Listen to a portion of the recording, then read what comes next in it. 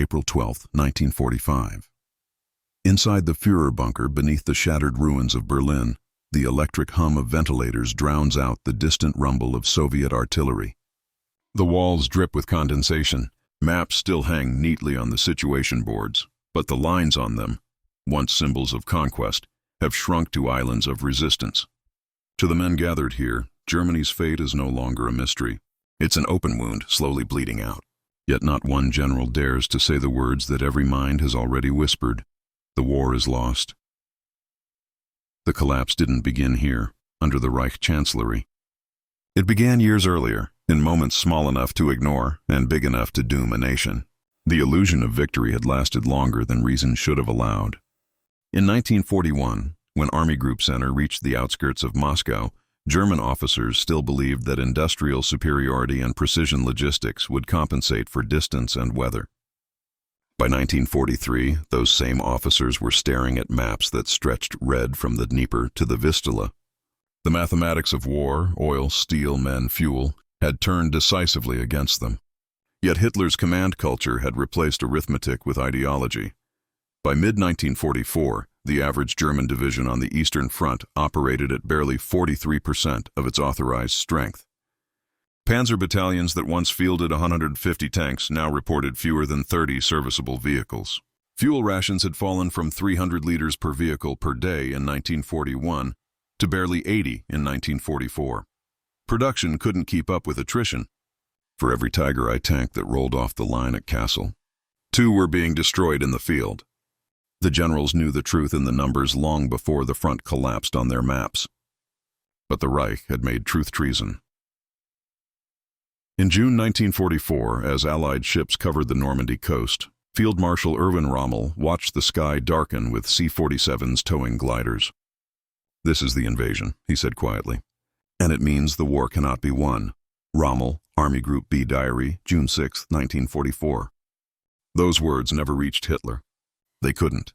Any mention of defeat risked instant dismissal, or worse. The High Command had become an echo chamber of optimism, fed by falsified reports and wishful staff briefings.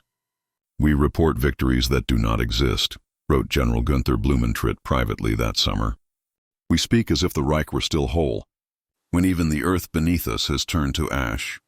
Blumentritt Diary, July 1944. The paradox was complete by late 1944. German officers were still planning counteroffensives while secretly arranging the evacuation of their families from bombed-out cities. The propaganda broadcasts still declared final victory, even as the Reichsbahn struggled to move coal or food across a landscape gutted by Allied bombing. Between May and September 1944, American and British bombers dropped over 600,000 tons of explosives on Germany, nearly double the total of the previous 3 years combined. Synthetic fuel production collapsed by 88% after the Leuna and Pölitz hydrogenation plants were hit.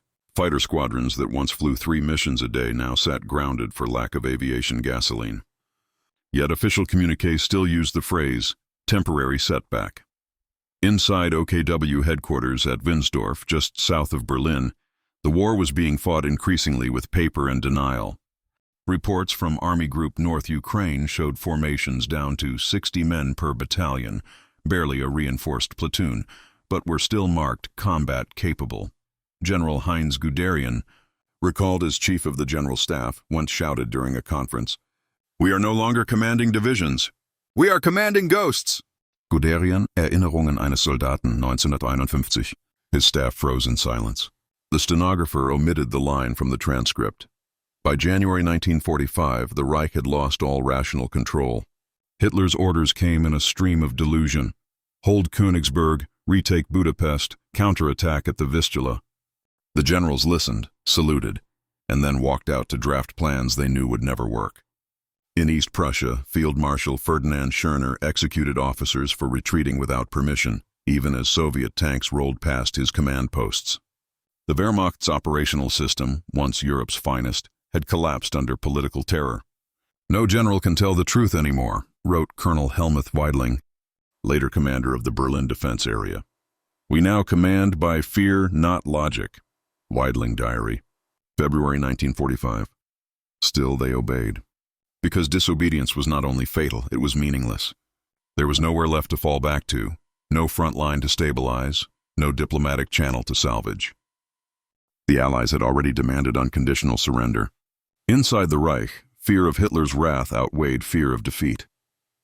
Even in late March 1945, as Patton's Third Army crossed the Rhine at Oppenheim, Hitler demanded that the bridgehead be wiped out at once. No reserves existed. No armor could move. The Luftwaffe had fewer than 200 operational fighters across all of Germany. Most had less than 15 minutes of fuel. It was in these final weeks that the silence of realization settled over the high command.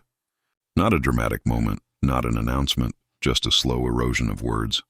The daily situation conferences became ritual theater, officers pointing to imaginary reinforcements, Hitler interrupting with fantasies of jet squadrons and new miracle weapons.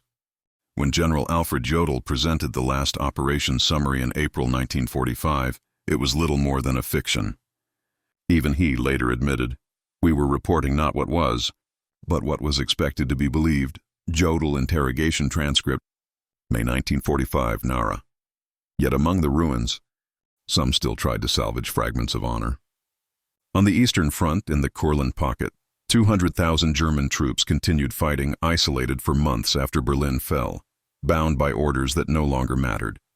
Others, like General Walter Wenck's 12th Army, tried instead to save civilians. In one of the last coherent acts of the Wehrmacht, Wenck ignored direct orders and used his remaining armor to open an escape corridor toward the Elbe, allowing nearly 250,000 refugees to reach American lines. "We fight not for the Reich now," he told his staff, "but for the living who still can be saved." Wenck field notes. April 28, 1945. Behind the front, the civilian world had already ceased functioning. By April 1945, the Reich's rail network operated at less than 10% capacity. The once vaunted Ruhr steel plants lay in ruins. Coal output was down to 20% of 1938 levels. Cities like Dresden, Würzburg, and Pforzheim no longer existed as coherent places, only as coordinates on burnt ground.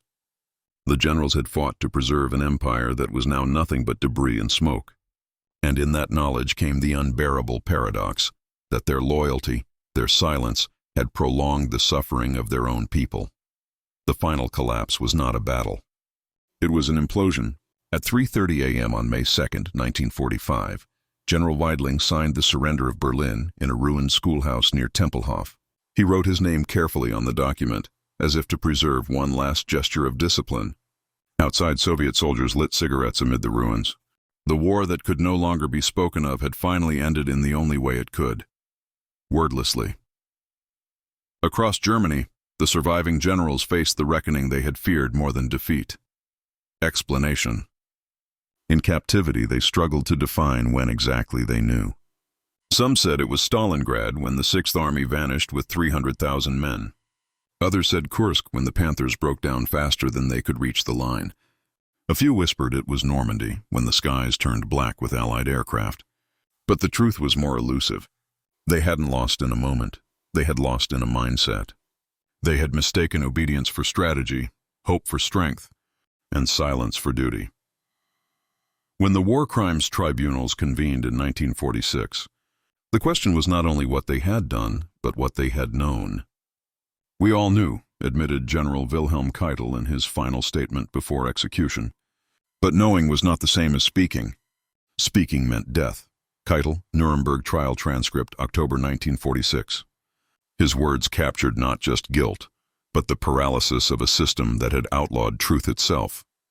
Historians often debate when the Third Reich's defeat became inevitable. Some argue 1941, when the Blitzkrieg met the Russian winter. Others point to 1943, when the Allies gained air supremacy. But inevitability is not what the generals felt. They experienced something slower and more corrosive: realization without permission. They lived in a hierarchy where admitting the obvious was rebellion. So they saluted, obeyed, and watched the world they built disintegrate around them.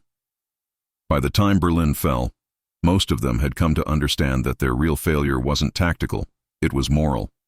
Not the loss of territory, but the loss of truth. For in the end, the most disciplined army in the world had destroyed itself not by force of enemy arms, but by the weight of its own silence. And in that silence lies the final verdict of the war, that sometimes The most catastrophic defeat is not suffered on the battlefield, but in the minds of those who knew they'd lost, yet dared not say it aloud.